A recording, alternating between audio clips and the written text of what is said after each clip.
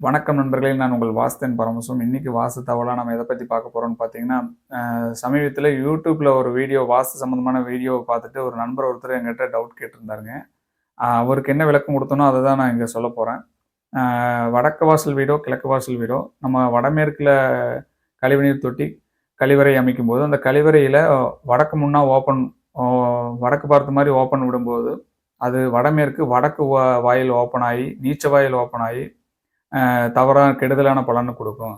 அந்த மாரி பாத்ரூம்ல நம்ம இறப்பு சடங்குகளுக்கு போயிட்டு வந்துட்டு குளிக்கக்கூடாது அப்படின்னு அந்த ஒரு வீடியோ போட்டிருந்தாங்க. இது மாரி மித்தான, பொய்யான தகவல் வந்து நெறைய யூடியூபர்ஸ்ல இருக்குங்க. இத நம்ப வேண்டிய அவசியம் இல்லைங்க.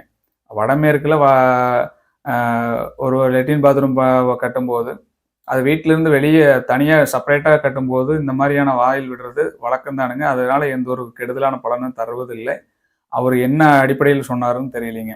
ஆனா இது வந்து நம்ப வேண்டிய அவசியம் இல்லைங்க. அது ஒரு பொய்யான தகவல். மீண்டும் வேறு ஒரு வாஸ்து தகவலோடு உங்களை சந்திக்கும் வரை வாஸ்து பரமசிவம். நன்றி, வணக்கம்.